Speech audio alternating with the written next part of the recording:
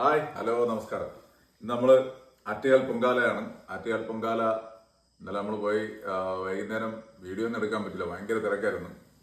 അപ്പോൾ ഇന്ന് പൊങ്കാലയുടെ ഇപ്പം നമ്മുടെ അപ്പുറത്തെ വീട്ടിലെ ചേച്ചി പൊങ്കാലയുടെ എല്ലാ വർഷവും പോകും. അപ്പോൾ ഇന്ന് നമുക്ക് എന്താ പൊങ്കാല നോമ്പായതുകൊണ്ട് നമുക്ക് രാത്രി ആണ് കഴിക്കാൻ സമയം കിട്ടിയത്. അതല്ല, പൊങ്കാല നമ്മൾ ഇച്ചിരി പഴവും കൂടെയൊക്കെ വെട്ടിയിട്ട് അതിനെ ഒന്നുകൂടെ ഡെക്കറേറ്റ് ചെയ്തിട്ടുണ്ട്. അതിൽ ആൾറെഡി ഉണ്ട് പഴമൊക്കെ. ചേച്ചി നല്ല രീതിയിലാണ് ഉണ്ടാക്കണം.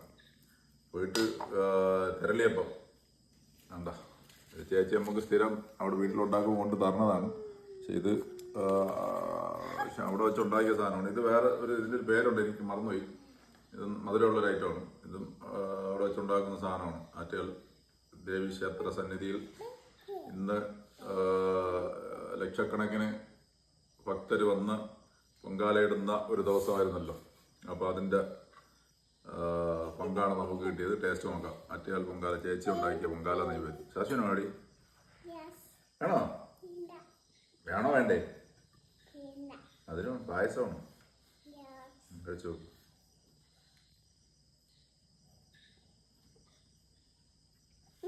എങ്ങനെയുണ്ട്? കൊള്ളാമോ?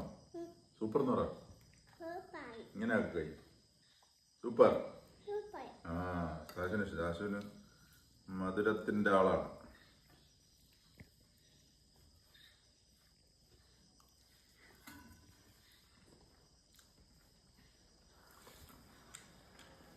നമ്മള്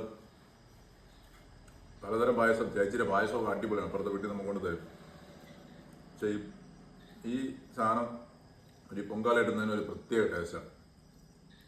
എന്താണെന്ന് പറഞ്ഞാൽ അതിനൊരു നമ്മളിങ്ങനെ കഴിച്ചുകൊണ്ടിരിക്കും. അതാണ് ഇതിൻ്റെ ഒരു പ്രത്യേകത.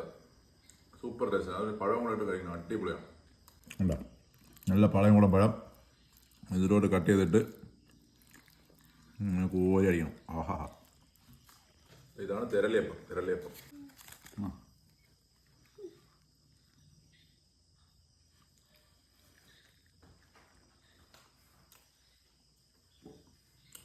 ആദ്യമായിട്ട് കഴിക്കണം. ഇങ്ങനെ ഉണ്ടോ നോക്കണം. പിന്നെ എന്താണ് പേരെന്നുള്ളത് അറിയാമെന്നുള്ളത് പറയും.